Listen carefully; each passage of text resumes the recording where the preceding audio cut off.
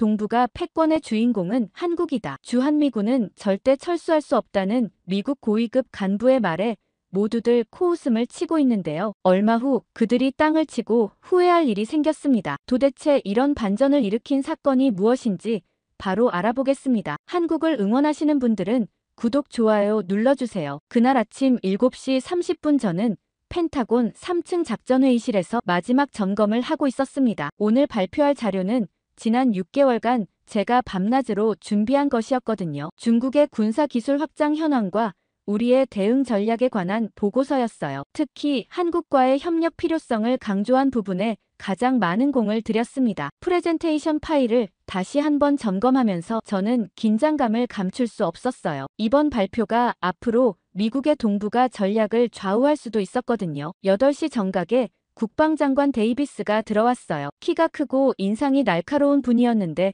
평소보다 표정이 더 엄숙해 보였습니다. 뒤따라 합참의장 윌리엄스 대장, 육군 참모총장 톰슨 대장, 그리고 국방부 정책차관 로버츠까지 핵심 인사들이 모두 참석했어요. 평소보다 훨씬 많은 사람들이 와서 솔직히 긴장됐습니다. 회의실 분위기부터가 남달랐거든요. 데이비스 장관이 의자에 앉으면서 바로 회의를 시작했어요. 마이클, 중국 상황이 얼마나 심각한지 우리에게 설명해 주시오. 시간이 많지 않으니 핵심만 얘기해 주길 바라네. 저는 준비한 첫 번째 슬라이드를 띄웠습니다. 중국이 지난 2년간 개발한 극초음속 미사일 기술의 현황이었어요. 화면에 나타난 데이터를 보면서 저 자신도 다시 한번 놀랐습니다. 마하 10 이상의 속도로 비행하면서 궤도를 자유자재로 바꿀 수 있는 무기였거든요. 장관님, 현재 우리 요격 시스템으로는 이 미사일을 탐지하는 것조차 어려운 상황입니다. 제가 설명을 시작하자 회의실 분위기가 급격히 무거워졌어요. 몇몇 사람들이 서로 눈빛을 주고받는 게 보였습니다. 더 심각한 건 속도예요. 중국이 우리보다 최소 2년은 앞서 있습니다. 이 기술 격차는 계속 벌어지고 있고요. 로버츠 차관이 갑자기 끼어들었습니다. 마이클, 과장하는 거 아닌가? 우리한테 로키드 마틴이나 레이시온 같은 세계 최고 기업들이 있잖아. 돈만 더 투자하면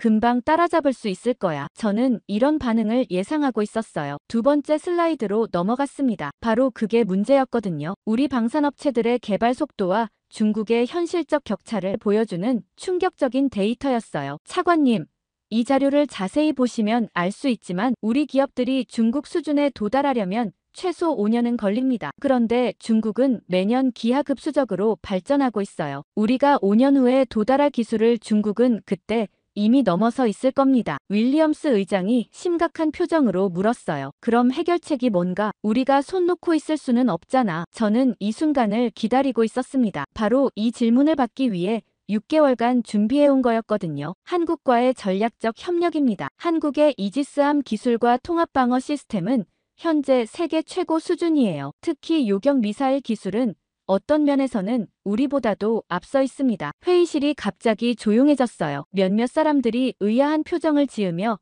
서로를 쳐다봤습니다. 톰슨 대장이 믿을 수 없다는 듯이 코웃음을 쳤어요. 한국이 우리보다 앞서? 마이클, 좀 말이 안 되는 거 아닌가? 한국은 우리가 기술을 제공해준 나라잖아. 저는 미리 준비한 비교 자료를 화면에 띄웠습니다. 한국의 천궁 시스템과 우리 패트리어트의 성능 비교표였어요. 숫자들이 말해주고 있었습니다. 요격 성공률에서 한국이 15% 높았고 반응 속도는 2.3초나 빨랐어요. 대장님, 이건 추측이 아니라 실제 테스트 결과입니다. 한국군이 지난해 실시한 연속 요격 훈련에서 12발 중 12발 모두 성공했어요. 100% 성공률이었습니다. 로버츠 차관이 다시 목소리를 높였어요. 그럼 우리 기업들한테 더 많은 예산을 투자하면 되잖아. 굳이 한국이랑 손잡을 필요가 있나? 우리가 한국한테 가서 도움 청하는 꼴이잖아. 저는 속으로 한숨이 나왔어요. 이런 반응을 예상하긴 했지만 직접 들으니 정말 답답했습니다. 차관님,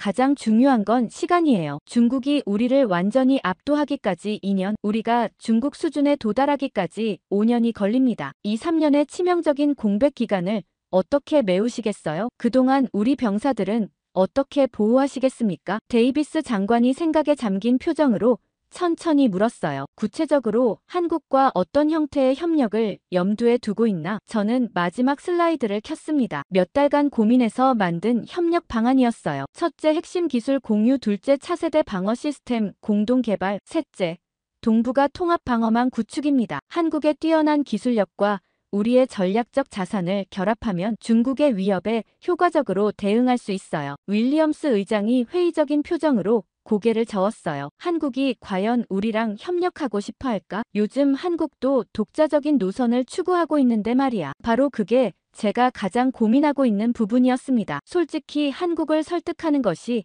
기술적 문제보다 더 어려운 과제였거든요. 그래서 제가 직접 한국에 가서 설득해보고 싶습니다. 로버츠 차관이 단호하게 고개를 저었어요. 마이클, 현실적으로 생각해봐. 우리가 한국한테 가서 도와달라고 머리 숙일 필요가 있나? 그냥 우리 방식대로 예산 늘리고 밀어붙이면 되잖아. 저는 이때 정말 깊은 답답함을 느꼈습니다. 이들이 현 상황의 심각성을 전혀 이해하지 못하고 있었거든요. 30년간 국방부에서 일해오면서 이런 무력감을 느낀 적은 처음이었습니다. 그날 밤 집에 돌아와서도 회의 때의 답답함이 가시지 않았어요. 거실 소파에 앉아 맥주를 마시면서 문득 15년 전 그날이 떠올랐습니다. 2009년 11월 23일 이라크 파르루자. 제가 평생 잊을 수 없는 날이죠. 당시 저는 육군 대위였고 제3보 병사단 정보장교로 파견되어 있었어요. 임무는 단순했습니다. 도시 외곽 검문소에서 IED 폭발물 탐지 작업을 지원하는 거였거든요. 그때만 해도 저는 미군의 기술력을 절대적으로 신뢰하고 있었어요. 우리한테는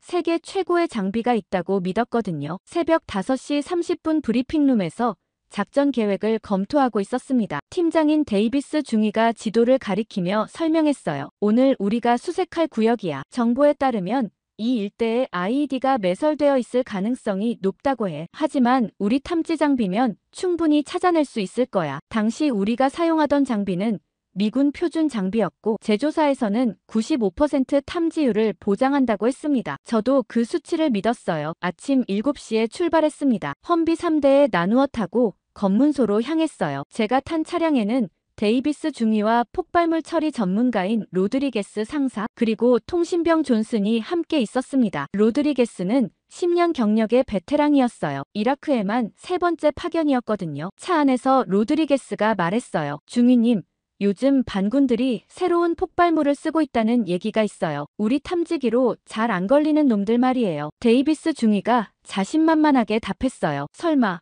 우리 장비가 최신인데 뭘? 제조사에서 보장하잖아. 검문소에 도착해서 탐지 작업을 시작했습니다. 로드리게스가 탐지기를 들고 천천히 도로를 훑어나갔어요. 처음 30분간은 아무 이상이 없었습니다. 탐지기에서 신호음도 나지 않았고 모든 게 정상으로 보였어요. 그런데 이상한 일이 벌어졌어요. 로드리게스가 갑자기 걸음을 멈추더니 고개를 갸우뚱했습니다. 뭔가 이상해요. 여기 흔적이 있는 것 같은데 탐지기는 반응이 없어요. 저는 다가가서 그가 가리키는 곳을 봤어요. 아스팔트에 미세한 균열이 있었고 뭔가 매설된 것 같은 흔적이 보였습니다. 하지만 탐지기는 여전히 조용했어요. 데이비스 중위가 불안해하며 말했어요. 그냥 의심만 가지고는 안 되잖아. 탐지기가 반응 안 하면 안전한 거 아니야? 로드리게스가 고개를 저었어요. 중위님, 제 경험상 이건 뭔가 있어요. 새로운 형태의 폭발물일 수도 있고요. 하지만 우리한테는 다른 탐지 장비가 없었어요. 본부에 추가 장비 지원을 요청했지만 다른 팀도 모두 작업 중이라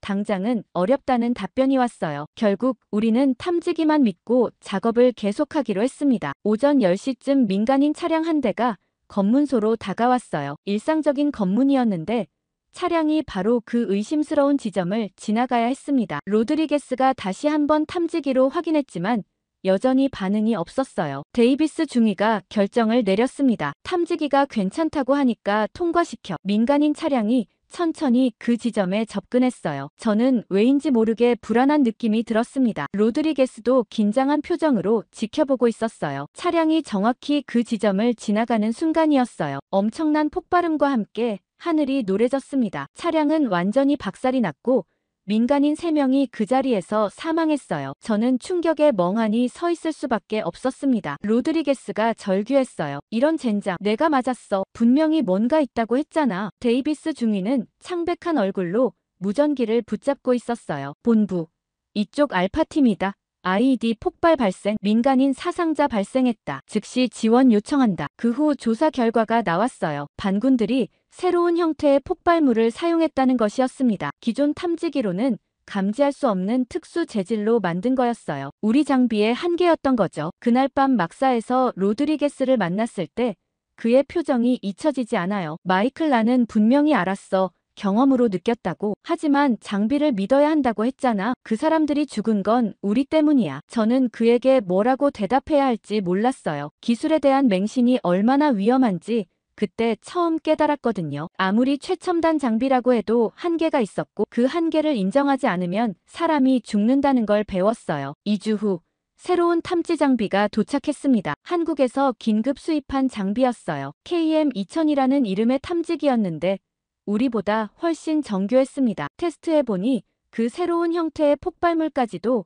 완벽하게 탐지해냈어요. 로드리게스가 그 장비를 사용해보고는 감탄했어요. 이거 대단하네. 우리 장비보다 몇 배는 좋은 것 같아. 어디서 만든 거야? 한국이라고 하더군요. 그때까지만 해도 저는 한국의 기술력에 대해 별로 관심이 없었어요. 하지만 그 순간부터 생각이 바뀌기 시작했습니다. 파르루자에서 돌아온 후 저는 한국의 군사기술에 대해 본격적으로 공부하기 시작했어요. 알면 알수록 놀라웠습니다. 우리가 모르고 있던 동안 한국은 엄청난 발전을 이뤄냈더군요. 그리고 지금 15년이 지난 시점에서 똑같은 상황에 직면했어요. 중국이라는 새로운 위협 앞에서 우리의 기술적 한계가 드러나고 있었거든요. 파르루자에서 배운 교훈이 다시 떠올랐습니다. 자만심은 사람을 죽인다는 것, 그리고 때로는 다른 나라의 도움이 필요하다는 것 말이에요. 맥주를 한 모금 더 마시면서 저는 결심을 굳혔어요. 내일 당장 한국 접촉 방안을 구체적으로 준비해야겠다고 생각했습니다. 다음 날 오전 9시 저는 국방부 정책기획실에서 열린 후속회의에 참석했습니다. 어제 발표 이후 윗선에서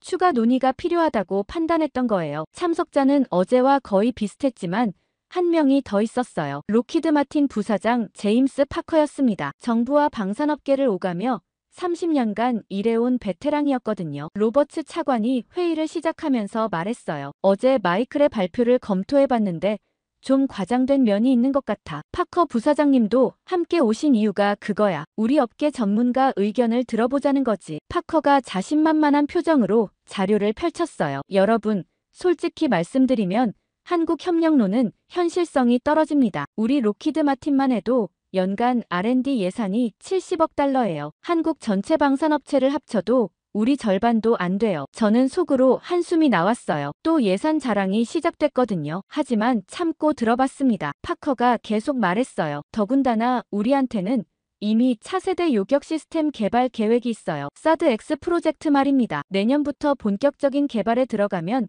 3년 내에 중국을 앞설 수 있어요. 톰슨 대장이 고개를 끄덕였어요. 그렇지.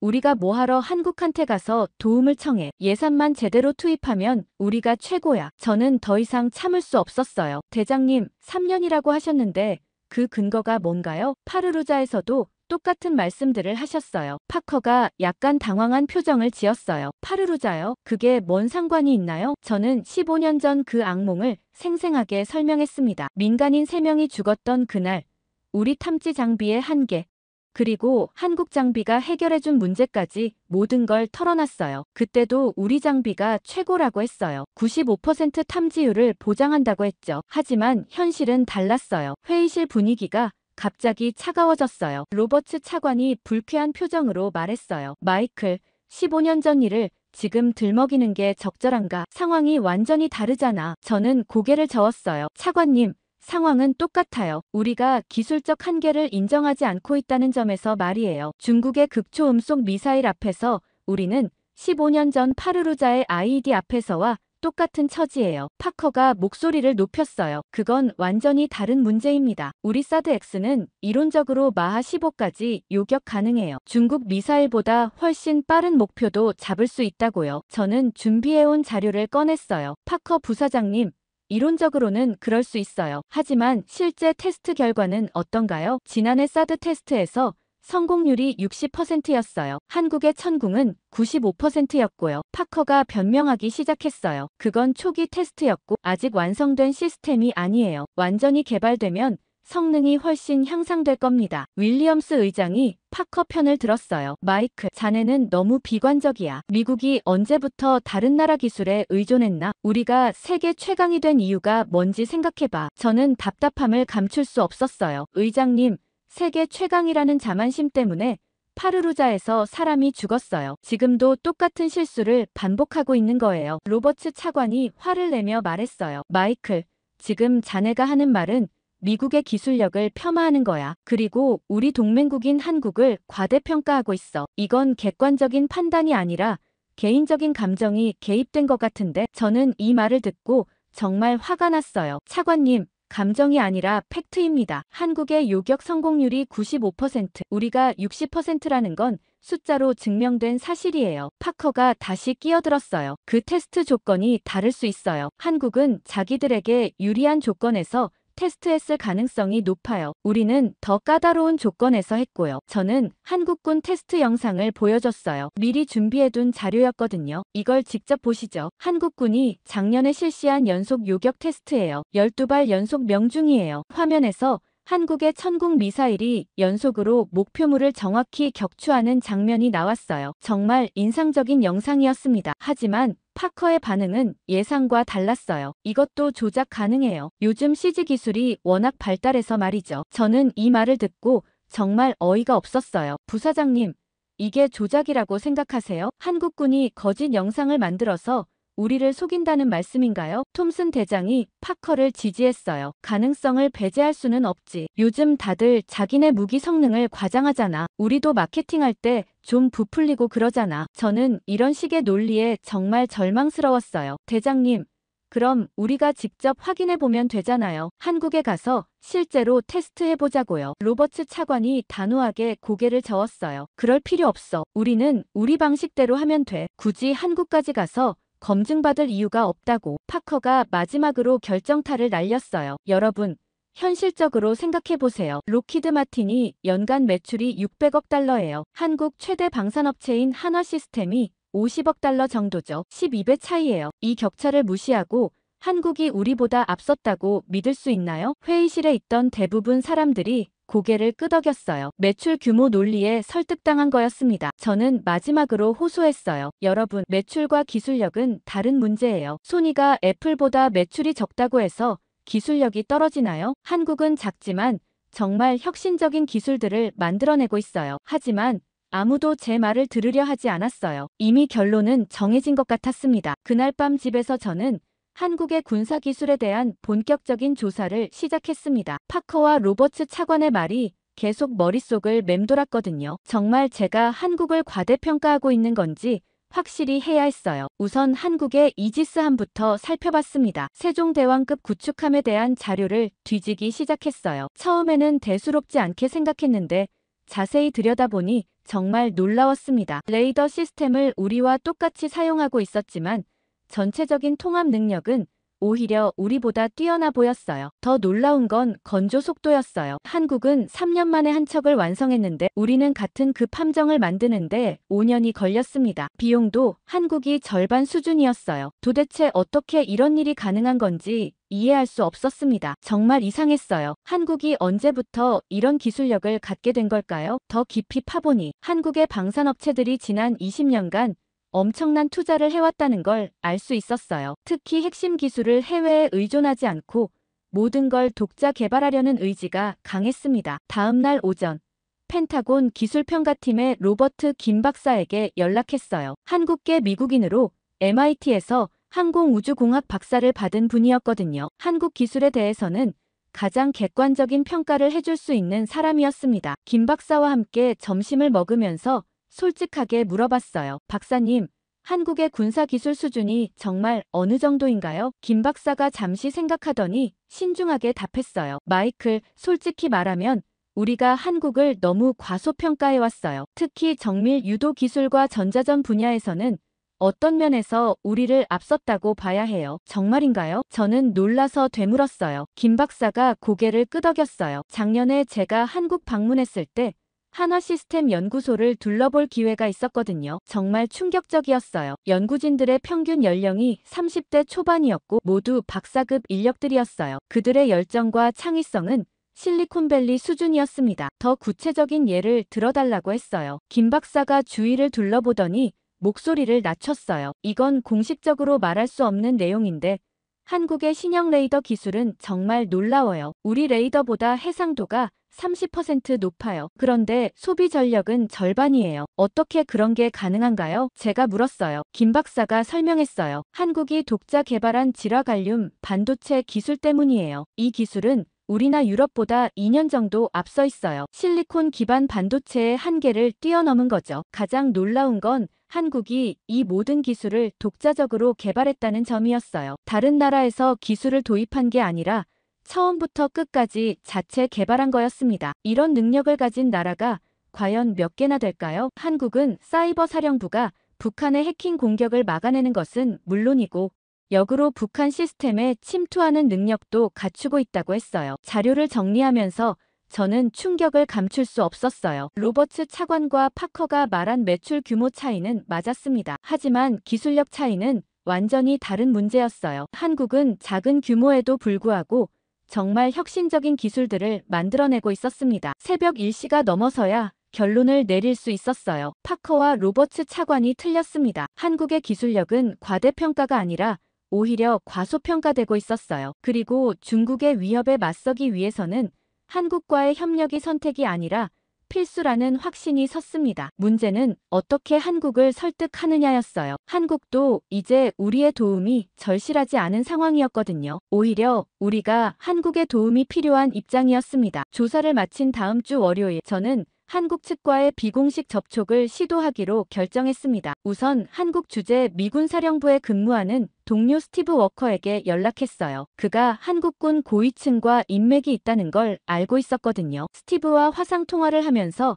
상황을 설명했어요. 한국군 중에서 개방적이고 협력적인 인물을 소개해달라고 부탁했습니다. 스티브가 잠시 생각하더니 말했어요. 박철민 중령이라는 분이 있어. 합참 전략기획부에서 일하고 있고 미국에서 유학도 했어. 영어도 완벽하고 사고방식도 글로벌해. 그분한테 연락해볼까? 저는 즉시 승낙했어요. 하지만 공식적인 경로로는 안 된다고 강조했습니다. 우선은 비공식적인 만남이 필요했거든요. 이틀 후 스티브로부터 연락이 왔어요. 박중령이 다음 주에 워싱턴 출장을 온다고 하더군요. 한미 군사협력 관련 회의 참석차였는데 개인적인 시간을 내서 만날 수 있다고 했습니다. 목요일 저녁 7시 워싱턴 다운타운의 한적한 이탈리안 레스토랑에서 박철민 중령을 만났습니다. 40대 초반으로 보이는 단정한 인상의 군인이었어요. 악수를 나누면서 첫인상은 상당히 좋았습니다. 박중령이 먼저 말을 꺼냈어요. 콜린스 대령님, 스티브한테 대충 얘기는 들었어요. 중국 관련해서 논의하고 싶은 게 있다고 하던데 구체적으로 어떤 건가요? 저는 조심스럽게 접근했어요. 중령님, 요즘 동북아 안보 환경이 급변하고 있잖아요. 특히 중국의 군사력 증강이 심각한 수준이고요. 이런 상황에서 한미 양국이 더 긴밀하게 협력해야 한다고 생각해요. 박중령이 와인을 한 모금 마시더니 신중하게 답했어요. 물론 협력은 중요하죠. 하지만 요즘 미국의 한국에 대한 시각이 좀 아쉬워요. 여전히 우리를 무시하는 것 같거든요. 저는 이 말을 듣고 뜨끔했어요. 정확한 지적이었거든요. 중령님 말씀이 맞아요. 하지만 이번에는 좀 다른 접근을 해보고 싶어요. 한국의 뛰어난 기술력을 인정하고 진정한 파트너십을 구축하는 거죠. 박중령의 표정이 조금 바뀌었어요. 기술력을 인정한다고요? 구체적으로 어떤 기술을 말하는 건가요? 저는 지난밤 조사한 내용들을 하나씩 설명했어요. 그러자 박중령이 놀란 표정을 지었어요. 정말 자세히 알고 계시네요. 솔직히 미군 관계자 중에 우리 기술을 이렇게 정확하게 파악한 분은 처음 봐요. 보통은 우리를 그냥 도움을 받는 입장으로만 보거든요. 분위기가 좀 누그러지는 것 같았어요. 저는 좀 더 구체적인 제안을 해봤습니다. 중령님, 솔직히 말씀드리면 지금 미국이 중국의 극초 음속 미사일에 제대로 대응하지 못하고 있어요. 우리 기술로는 한계가 있거든요. 한국의 도움이 필요한 상황이에요. 박중령이 잠시 생각하더니 의외의 반응을 보였어요. 대령님, 감사한 말씀이지만 솔직히 우리도 미국과의 협력이 꼭 필요한 상황은 아니에요. 기술적으로는 이미 독자적인 체계를 구축했고 북한 정도는 충분히 상대할 수 있거든요. 이 말을 듣고 저는 당황했어요. 예상했던 반응이긴 했지만 막상 들으니 난감했습니다. 그럼 중국은 어떻게 보세요? 중국의 위협에 대해서도 독자적으로 대응할 수 있다고 생각하시나요? 박중령이 고개를 저었어요. 중국은 다른 문제죠. 하지만 그렇다고 해서 미국과 손잡아야 한다는 필연적인 이유는 없어요. 우리는 우리 방식으로 대응할 수 있어요. 저는 점점 답답해졌어요. 어떻게 설득해야 할지 방법을 찾을 수 없었거든요. 그런데 갑자기 박중령이 주위를 둘러보더니 목소리를 낮췄어요. 대령님, 사실 제가 우려하는 게 있어요. 요즘 중국 쪽에서 우리 고위층에 접근하는 움직임이 있거든요. 정말인가요? 저는 귀가 번쩍했어요. 박중령이 조심스럽게 설명했어요. 구체적으로는 말할 수 없지만 경제 협력을 명목으로 접근하면서 군사 협력도 은근히 제한하고 있어요. 미국과 거리를 두면 더 많은 혜택을 주겠다는 식으로요. 이건 정말 심각한 문제였어요. 중국이 이미 한국에 대한 공작을 시작한 거였습니다. 어떤 분들이 그런 제안에 관심을 보이나요? 박중령이 머뭇거리더니 답했어요. 일부 정치인들과 경제계 인사들이에요. 군부는 아직 회의적이지만 정치적 압력이 있을 수 있어요. 특히 차기 정권에서는 어떻게 될지 모르겠어요. 저는 이 정보를 듣고 상황의 긴급성을 느꼈어요. 중국이 우리보다 먼저 움직이고 있었던 거였습니다. 중령님, 그럼 더욱 우리가 협력해야 하는 거 아닌가요? 중국의 달콤한 제안에 속으면 안 되잖아요. 박중령이 쓴웃음을 지었어요. 대령님, 솔직히 말씀드리면 미국도 중국만큼 믿을 만한 파트너는 아니에요. 언제든지 자국 이익을 위해서는 우리를 버릴 수 있다고 생각해요. 이 말을 듣고 저는 할 말이 없었어요. 한국의 불신이 이해되기도 했거든요. 미국이 그동안 한국을 대하는 방식을 생각해보면 당연한 반응이었어요. 저녁 식사가 끝나갈 무렵 박중령이 마지막으로 말했어요. 대령님, 개인적으로는 한미 협력이 중요하다고 생각해요. 하지만 우리 내부에서도 의견이 분분해요. 특히 젊은 장교들 중에는 독자 노선을 선호하는 사람들이 많아요. 미국을 불신하는 정도가 심각하다고 봐야 해요. 레스토랑을 나오면서 저는 복잡한 심정이었어요. 박중령은 좋은 사람이었지만 한국을 설득하는 일이 생각보다 훨씬 어렵다는 걸 깨달았거든요. 더군다나 중국이 이미 적극적으로 움직이고 있다는 사실도 충격적이었어요. 호텔로 돌아가는 택시 안에서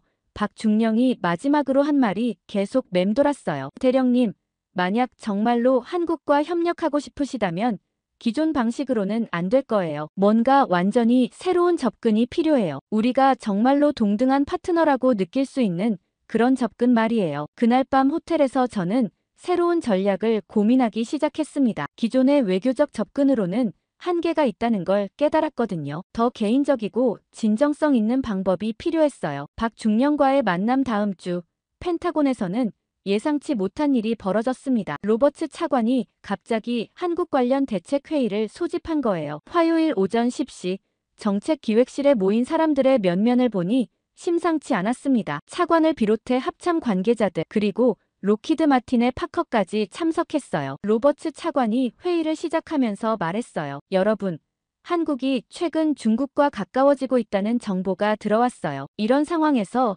우리가 손 놓고 있을 수는 없어요. 적절한 압박을 통해 한국을 올바른 방향으로 유도해야 합니다. 저는 이 말을 듣고 불안한 예감이 들었어요. 차관님, 압박이라고 하시면 구체적으로 어떤 방법을 말씀하시는 건가요? 로버츠 차관이 준비한 자료를 펼쳤어요. 여러 가지 옵션이 있어요. 첫째, 한국산 방산 제품에 대한 기술 수출 제한. 둘째, 주한미군 배치 조정을 통한 압박. 셋째, 무역 분야에서의 제재 검토. 이런 방법들을 단계적으로 적용하는 거죠. 저는 깜짝 놀랐어요. 이런 식의 압박은 오히려 한국을 더 멀어지게 만들 거라고 생각했거든요. 차관님, 그런 방법들은 역효과를 낼 수 있어요. 한국이 더 반미 정서를 갖게 될 수도 있고요. 파커가 끼어들었어요. 마이클, 그래서 더 빨리 압박해야 하는 거야. 한국이 완전히 중국 쪽으로 넘어가기 전에 말이야. 우리 로키드 마틴으로서도 한국 시장을 잃을 수는 없어요. 윌리엄스 의장이 파커를 지지했어요. 맞아요. 한국이 우리 무기 대신 자체 개발한 무기만 쓰겠다고 하면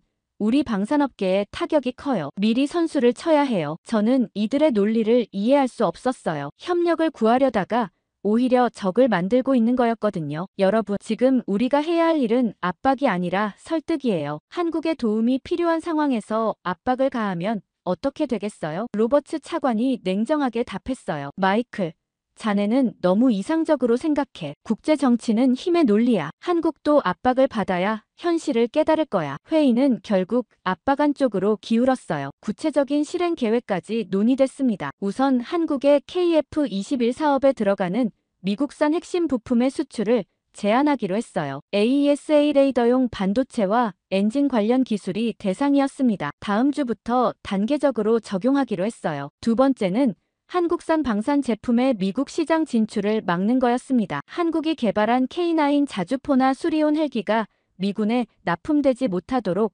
행정적으로 제재하는 거였어요. 세 번째는 더 심각했습니다. 주한미군 일부 부대의 재배치를 검토한다는 거였어요. 표면적으로는 전략적 재배치라고 하지만 실제로는 한국에 대한 압박 수단이었습니다. 회의가 끝나고 저는 정말 절망스러웠어요. 이런 식으로는 한국과의 협력은커녕 관계만 악화시킬 것 같았거든요. 급하게 박중령에게 연락을 시도했지만 통화가 되지 않았어요. 이틀 후 첫 번째 압박이 시작됐습니다. 미 상무부에서 한국의 KF-21 사업에 필요한 핵심 부품 수출을 중단한다고 발표한 거예요. 공식적인 이유는 기술 보안 강화였지만 누가 봐도 한국을 겨냥한 조치였습니다. 한국의 반응은 즉각적이었어요. 한국 국방부에서 성명을 발표했는데 내용이 상당히 강경했습니다. 미국의 일방적인 기술 수출 제한은 동맹 정신에 어긋나는 행위라고 비판했어요. 더 중요한 건 한국의 대응이었습니다. 수출이 제한된 부품들을 독자 개발하겠다고 선언한 거예요. 그것도 중국, 유럽 업체들과의 협력을 통해서 말이죠. 목요일에 박중령으로부터 연락이 왔어요. 목소리가 상당히 차가웠습니다. 대령님, 이게 대령님이 말씀하신 새로운 협력 방식인가요? 우리를 압박해서 굴복시키겠다는 건가요? 저는 당황해서 해명했어요. 중령님, 이건 제가 추진한 게 아니에요. 오히려 저는 반대했어요. 이런 방식은 잘못됐다고 생각해요. 박중령이 쓴웃음을 지으며 말했어요. 그럼 대령님 개인 의견과 미국 정부 정책이 다르다는 말씀인가요? 그럼 대령님과 얘기해봤자 소용없는 거 아닌가요? 저는 할 말이 없었어요. 정말 그런 상황이었거든요. 제가 아무리 협력을 원해도 정부 정책이 다르면 의미가 없었습니다. 다음 주에는 두 번째 압박이 시작됐어요. 한국산 방산 제품의 미국 시장 진출을 막는 조치였습니다. 한화 시스템이 미 육군에 제안했던 차세대 포병 시스템이 기술적 부적합 판정을 받았어요. 하지만 실제로는 정치적인 이유였다는 게 업계의 공통된 분석이었습니다. 한국의 반발은 더욱 거세졌어요. 한국 국방부 장관이 직접 성명을 발표했는데 미국의 일방적 조치에 대해 상응하는 대응을 검토하고 있다고 밝혔습니다. 구체적으로 무엇을 의미하는지는 명확하지 않았지만 분위기가 심상치 않았어요. 금요일 오후 더 충격적인 소식이 들려왔습니다. 한국이 중국과 방산기술 협력 MOU를 체결했다는 거예요. 공개된 내용은 제한적이었지만 레이더 기술과 미사일 방어 시스템 분야에서 협력하기로 했다고 했습니다. 로버츠 차관이 긴급 회의를 소집했어요. 여러분 봤죠? 한국이 결국 중국과 손잡았어요. 우리 압박이 효과를 본 거예요. 이제 한국이 어느 편인지 명확해졌으니까 더 강하게 밀어붙여야 해요. 저는 이 말을 듣고 기가 막혔어요. 완전히 반대 해석을 하고 있었거든요. 차관님, 한국이 중국과 손잡은 건 우리 압박 때문이에요. 우리가 먼저 적대적으로 나왔으니까 한국도 다른 선택을 한 거라고요. 파커가 반박했어요. 아니야, 마이클. 한국은 원래부터 중국 쪽으로 기울고 있었어. 우리가 압박 안 했어도 결국 중국과 손잡았을 거야. 차라리 빨리 본색을 드러내게 한 게 다행이지. 윌리엄스 의장도 동조했어요. 맞아요. 이제 한국을 적성국에 준하는 수준으로 분류해서 기술 이전을 전면 차단해야 해요. 더 이상 우방으로 볼 이유가 없어요. 저는 정말 답답했어요. 이들이 상황을 완전히 잘못 이해하고 있었거든요. 한국을 압박해서 중국으로 밀어낸 건 우리였는데 이제 와서 한국을 탓하고 있었어요. 그날 밤 집에 돌아와서 저는 깊은 좌절감에 빠졌습니다. 협력을 추진하려다가 오히려 한국을 적으로 만들어버린 꼴이었어요. 박중령과의 관계도 완전히 틀어진 것 같았고요. 무엇보다 중국의 계략에 완전히 넘어간 느낌이었습니다. 중국은 아마 이런 상황을 노렸을 거예요. 미국이 한국을 압박하면 한국이 자연스럽게 중국 쪽으로 올 수밖에 없다는 걸 계산했던 거죠. 한국이 중국과 MOU를 체결한 다음 주 로버츠 차관은 미국 방산업계와의 긴급 회의를 소집했습니다. 월요일 오후 2시 펜타곤 대회의실에는 로키드 마틴, 레이시온, 보잉, 제너럴 다이내믹스의 핵심 임원들이 모였어요. 차관의 의도는 명확했습니다. 한국 없이도 중국에 대응할 수 있다는 걸 증명하려는 거였어요. 로버츠 차관이 회의를 시작하면서 말했어요. 여러분, 한국이 중국과 손잡은 이상 우리는 독자적으로 대응해야 해요. 우리 업계의 기술력으로 충분히 가능하다고 보는데 구체적인 계획을 들어보고 싶어요. 로키드 마틴 CEO 제임스 테이넨이 먼저 발표를 시작했어요. 차관님, 우리 사드 X 시스템이면 중국의 극초 음속 미사일을 충분히 대응할 수 있어요. 현재 개발 단계에서 이론적으로는 마하 20까지 요격 가능합니다. 저는 그의 말을 듣고 의심스러웠어요. 이론적으로라는 표현이 걸렸거든요. 테이넨 CEO님, 실제 테스트 결과는 어떤가요? 지난번 테스트에서 성공률이 60%밖에 안 됐는데요. 테이넨이 약간 당황한 표정을 지었어요. 그건 초기 단계 테스트였고 아직 완성된 시스템이 아니었어요. 최종 완성되면 성공률이 90% 이상 될 겁니다. 레이시온 CTO 마크 윌슨이 거들었어요. 우리도 새로운 요격 알고리즘을 개발 중이에요. AI를 활용한 예측 시스템으로 한국의 천궁보다 훨씬 정교할 거예요. 저는 미리 준비한 자료를 꺼냈어요. 한국 천궁 시스템의 최신 테스트 영상이었습니다. 작년 11월에 실시된 연속 요격 테스트에서 15발 중 15발 모두 명중시킨 장면이었어요. 여러분, 이걸 보세요. 한국은 이미 95% 이상의 성공률을 실전에서 입증했어요. 우리가 언제 이 수준에 도달할 수 있을까요? 영상을 보던 임원들의 표정이 점점 굳어졌어요. 특히 한국 미사일이 목표물을 추적하는 기동 방식이 인상적이었습니다. 마치 살아있는 뱀처럼 유연하게 움직이면서도 정확하게 명중시키는 모습이었어요. 보잉 부사장 리처드 데이비스가 영상을 보고 중얼거렸어요. 저 기동 패턴은 어떻게 구현한 거지? 우리 미사일로는 저런 움직임이 불가능한데. 저는 설명했어요. 한국이 독자 개발한 적응형 유도 시스템 때문이에요. 목표물의 회피 기동을 실시간으로 학습해서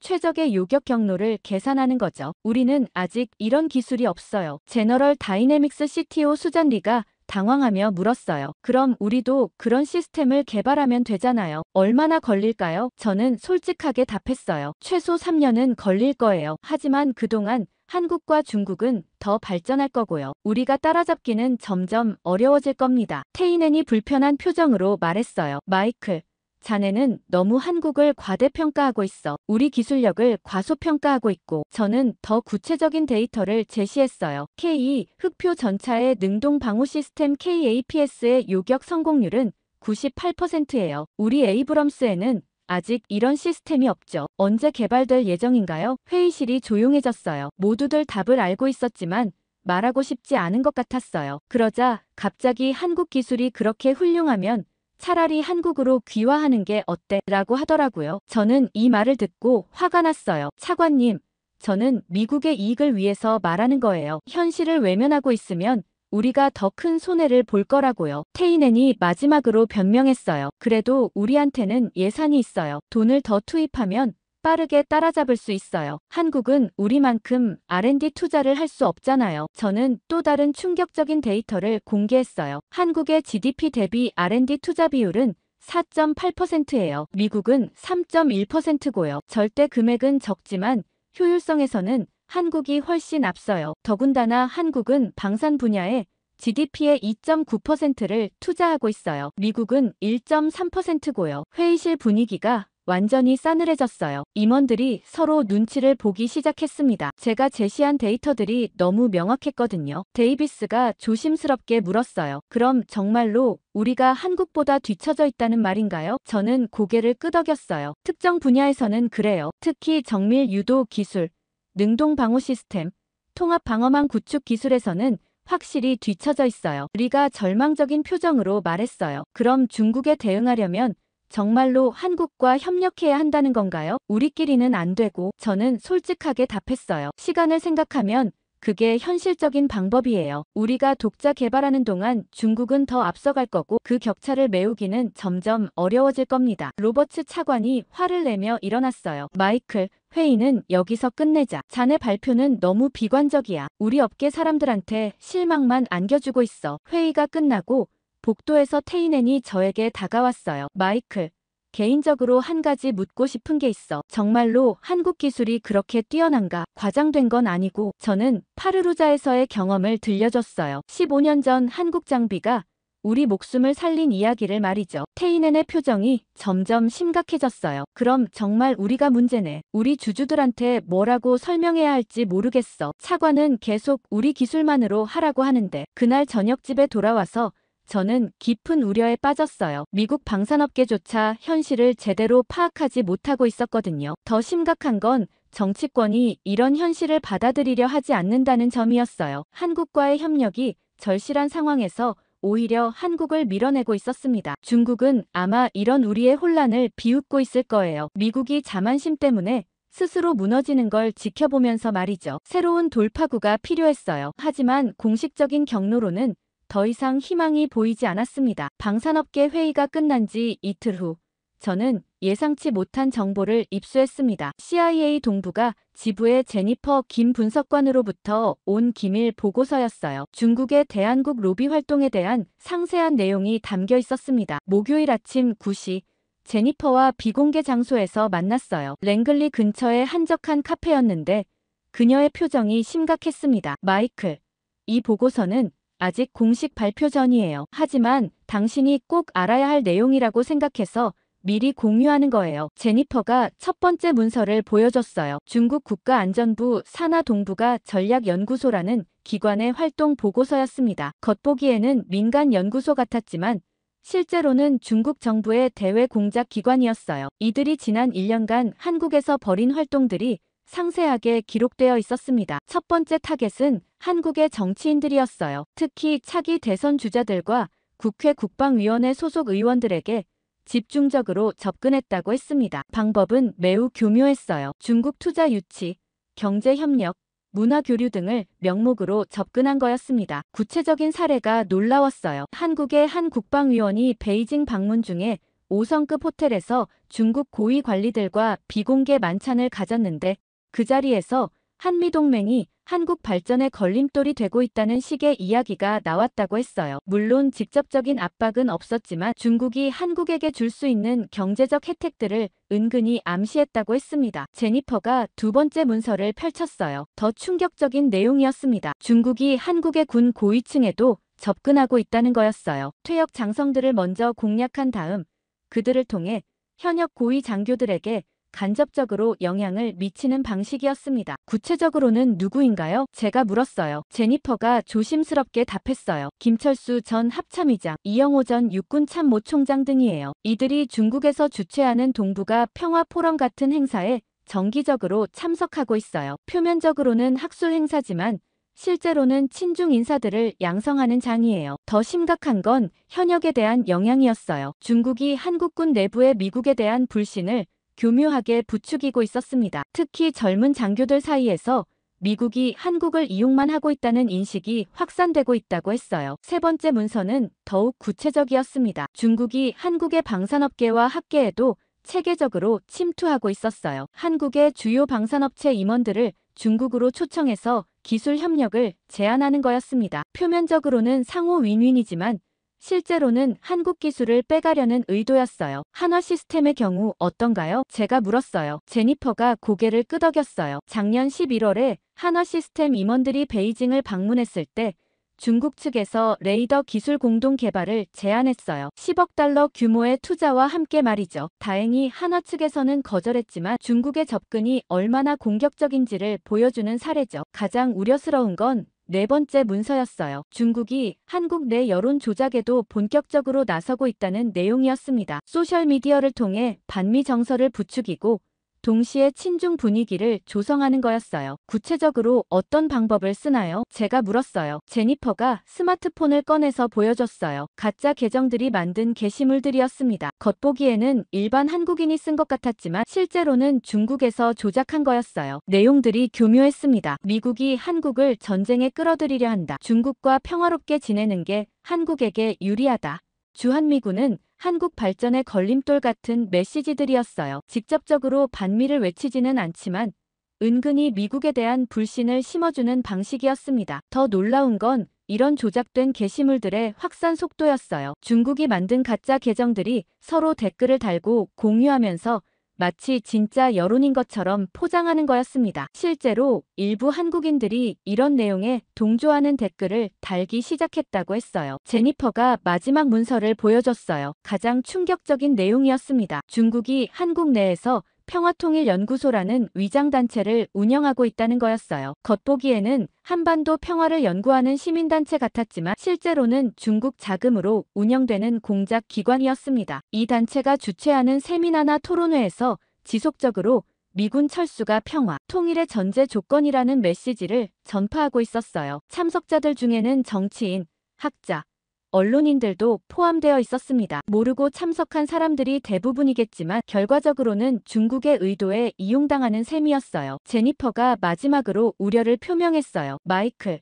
가장 문제는 이런 활동들이 효과를 보고 있다는 거예요. 한국 내 여론이 실제로 변화하고 있어요. 특히 젊은 세대에서 미국에 대한 호감도가 급격히 떨어지고 있어요. 구체적으로 어느 정도인가요? 제가 물었어요. 작년 대비 15%포인트 하락했어요. 반면 중국에 대한 호감도는 8%포인트 상승했어요. 이런 추세가 계속되면 5년 후에는 한국 여론이 완전히 뒤바뀔 수도 있어요. 카페를 나오면서 저는 심각한 위기감을 느꼈어요. 중국이 이렇게 체계적이고 장기적으로 한국에 대한 공작을 펼치고 있는 동안 우리는 한국을 압박해서 오히려 중국 쪽으로 밀어내고 있었거든요. 완전히 중국의 계략에 넘어간 셈이었습니다. 오후에 박중령에게 연락을 시도했어요. 이런 정보를 공유해서 한국 측의 경계심을 높여야 한다고 생각했거든요. 하지만 통화는 되지 않았어요. 아마 미국에 대한 실망감 때문에 연락을 피하는 것 같았습니다. 그날 밤 제니퍼로부터 추가 연락이 왔어요. 마이클,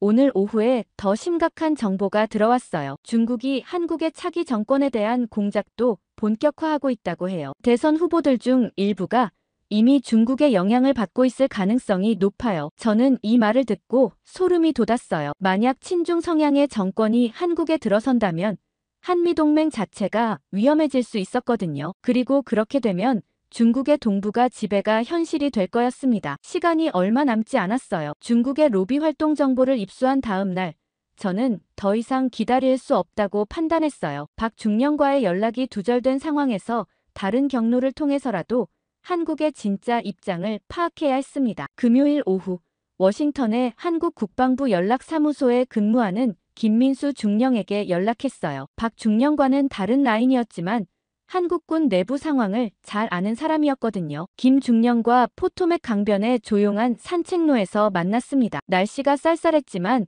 대화하기에는 적당한 곳이었어요. 김중령의 첫인상은 박중령과는 달랐습니다. 좀 더 신중하고 경계심이 강해 보였어요. 콜린스 대령님, 요즘 한미 관계가 좀 복잡하죠. 미국 측에서 우리에게 기대하는 게 뭔지 솔직히 잘 모르겠어요. 김중령이 먼저 말을 꺼냈어요. 저는 조심스럽게 접근했어요. 중령님, 솔직히 말씀드리면 미국 내부에서도 한국에 대한 시각이 분분해요. 제가 보기에는 한국과의 협력이 절실한데 일부에서는 압박 정책을 고집하고 있어요. 김중령이 쓴웃음을 지었어요. 압박 정책이라고 하시니까 생각나는데 최근에 우리 KF-21 사업에 필요한 부품 수출을 중단하신 것도 그 일환인가요? 저는 당황해서 해명했어요. 그건 제가 추진한 게 아니에요. 오히려 저는 그런 방식에 반대했어요. 협력을 통해 문제를 해결해야 한다고 생각하거든요. 김중령이 고개를 끄덕였어요. 그럼 대령님 개인 의견과 미국 정부 정책이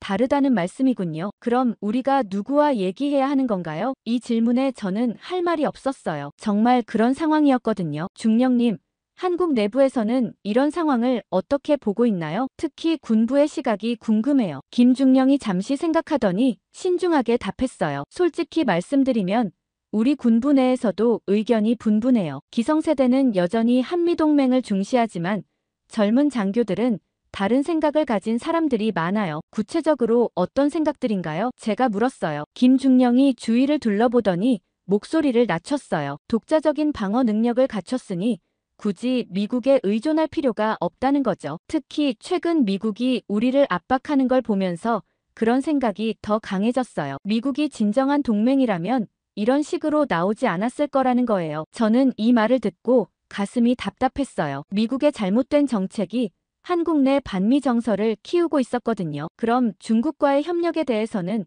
어떻게 생각하시나요? 김중령의 표정이 복잡해졌어요. 이것도 내부에서 논란이 많아요. 일부는 중국과의 협력이 불가피하다고 보고 일부는 위험하다고 봐요. 하지만 확실한 건 미국이 우리를 계속 압박한다면 다른 선택지를 찾을 수밖에 없다는 거죠. 중국 측에서는 어떤 제안을 하고 있나요? 제가 물었어요. 김중령이 머뭇거리더니 답했어요. 공식적으로는 말할 수 없지만 상당히 매력적인 조건들을 제시하고 있어요. 기술 협력, 경제 지원, 그리고 무엇보다 우리를 동등한 파트너로 인정한다는 점이죠. 미국처럼 일방적으로 압박하지 않고요. 저는 중국의 진짜 의도에 대해 설명했어요. 제니퍼로부터 받은 정보 중 공유 가능한 부분들을 조심스럽게 전달했습니다. 중령님, 중국의 제안이 매력적으로 보일 수 있지만 그들의 진짜 목적은 한미동맹을 약화시키는 거예요. 한국을 진정한 파트너로 보는 게 아니라 이용하려는 거죠. 김중령이 회의적인 표정을 지었어요. 대령님, 그건 미국 측 관점이잖아요. 중국이 정말 그런 의도라는 확실한 증거가 있나요? 아니면 미국이 중국을 견제하려고 하는 말인가요? 저는 이 질문에 제대로 답하기 어려웠어요. 정보의 출처를 밝힐 수는 없었거든요. 김중령이 마지막으로 핵심을 짚었어요. 대령님, 솔직히 우리는 더 이상 미국의 보호가 절실하지 않아요. 북한 정도는 충분히 상대할 수 있고 중국과도 적당한 거리를 유지하면서 지낼 수 있어요. 굳이 미국과 손잡고 중국과 적대할 이유가 없다는 거죠. 저는 이 말을 듣고 정말 충격을 받았어요. 한국이 이미 미국 없이도 충분하다고 생각하고 있었던 거였습니다. 그럼 앞으로 한미 관계는 어떻게 될 것 같나요? 제가 물었어요. 김중령이 어깨를 으쓱했어요. 미국이 태도를 바꾸지 않는 한 점점 멀어질 것 같아요. 특히 차기 정권에서는 더 독립적인 노선을 택할 가능성이 높아요. 젊은 세대일수록 미국에 대한 의존도를 낮추려는 경향이 강하거든요. 산책을 마치고 헤어지면서 김중령이 마지막으로 한 말이 인상적이었어요. 대령님, 만약 정말로 한미 협력을 원하신다면 완전히 새로운 접근이 필요해요. 기존의 상하 관계가 아니라 진정한 동등한 파트너십 말이에요. 그리고 무엇보다 진정성이 필요해요. 말만이 아니라 행동으로 보여주셔야 해요. 그날 밤 집에서 김중령과의 대화를 정리하면서 저는 심각한 위기감을 느꼈어요. 한국이 이미 미국 없이도 충분하다고 생각하고 있었고 오히려 미국을 부담스러워하고 있었습니다. 이런 상황에서 어떻게 설득해야 할지 정말 막막했어요. 박중령을 설득하기 위해 일주일간의 준비를 마친 다음 주 화요일 저는 마침내 만남을 성사시킬 수 있었어요. 스티브 워커가 중간에서 도움을 줬는데 박중령도 개인적으로는 대화가 필요하다고 생각하고 있었던 모양이에요. 하지만 조건이 있었습니다. 완전히 비공식적인 만남이어야 하고 정부 입장과는 무관한 개인적 대화라는 점을 분명히 해야 한다는 거였어요. 목요일 저녁 6시 버지니아주 알렉산드리아의 작은 한식당에서 만났습니다. 관광객들은 잘 모르는 현지인들만 찾는 곳이었어요. 박중령이 먼저 도착해 있었는데 표정이 지난번보다 훨씬 경직되어 있었습니다. 악수를 나누면서도 어색한 분위기를 감출 수 없었어요. 박중령이 먼저 말을 꺼냈어요. 대령님, 솔직히 오늘 만남에 대해 고민이 많았어요. 요즘 한미 관계가 이런 상황에서 만나는 게 적절한지 의문이 들더군요. 저는 준비한 말을 꺼내기 전에 먼저 사과했어요. 중령님, 우선 사과부터 드리고 싶어요. 그리고 제가 오늘 개인적인 이야기를 하나 들려드리고 싶어요. 15년 전 이라크에서 제가 겪은 일 말이에요. 박중령이 의외라는 표정을 지었어요. 개인적인 이야기요? 저는 파르루자에서의 경험을 처음부터 끝까지 자세히 들려줬어요. 특히 그때 제가 느꼈던 무력감과 절망감을 숨기지 않고 드러냈어요. 박중령이 점점 진지한 표정으로 들었어요. 그리고 한국 장비가 도착했을 때의 안도감, 로드리게스가 이거면 사람들을 살릴 수 있겠어라고 했던 말, 그 후 몇 달간 한국 장비로 얼마나 많은 생명을 구했는지까지 모든 걸 털어놨습니다. 중령님, 그때 제가 깨달은 건 기술의 우위가 단순한 군사적 문제가 아니라는 거였어요. 진짜 사람의 목숨이 걸린 문제였거든요. 아무리 용기가 있어도 아무리 전략이 뛰어나도 기술이 뒤떨어지면 소중한 사람들을 지킬 수 없어요. 박중령의 눈빛이 바뀌기 시작했어요. 그리고 지금 15년이 지난 시점에서 저는 똑같은 상황에 직면했어요. 중국의 극초음속 미사일이라는 새로운 위협 앞에서 우리 기술로는 한계가 있어요. 그런데 한국은 이미 그 한계를 뛰어넘은 기술을 가지고 있죠. 박중령이 조심스럽게 물었어요. 그럼 미국이 우리 기술을 필요로 한다는 말씀인가요? 저는 고개를 끄덕였어요. 솔직히 그래요. 우리가 도움을 요청하는 입장이에요. 이 말을 들은 박중령의 표정이 놀라움으로 바뀌었어요. 미군 장교가 이렇게 솔직하게 인정하는 걸 처음 본다는 표정이었거든요. 하지만 중령님, 제가 정말 우려하는 건 따로 있어요. 지금 우리가 협력하지 않으면 10년 후, 20년 후에 우리 자녀들이 더 위험한 상황에 처할 수 있어요. 저는 준비한 세 번째 포인트를 꺼냈어요. 파르루자에서의 교훈을 현재 상황에 적용한 거였습니다. 중령님, 제가 파르루자에서 배운 가장 큰 교훈은 자만심이 사람을 죽인다는 것이었어요. 우리 장비가 최고라는 믿음 때문에 민간인들이 죽었거든요. 지금도 마찬가지예요. 중국이라는 새로운 위협 앞에서 미국이 최고라는 자만심을 버리지 못하면 더 큰 비극이 일어날 수 있어요. 박중령이 깊은 생각에 잠겼어요. 그렇다면 구체적으로 어떤 협력을 원하시는 건가요? 저는 가장 중요한 부분에 도달했다는 걸 느꼈어요. 진정한 동반자 관계를 원해요. 기존의 상하 관계가 아니라 말이에요. 한국의 뛰어난 기술과 미국의 전략적 자산을 결합해서 두 나라 모두에게 도움이 되는 그런 협력이요. 박중령이 여전히 의심스러운 표정이었어요. 하지만 미국 정부의 정책은 다르잖아요. 압박을 통해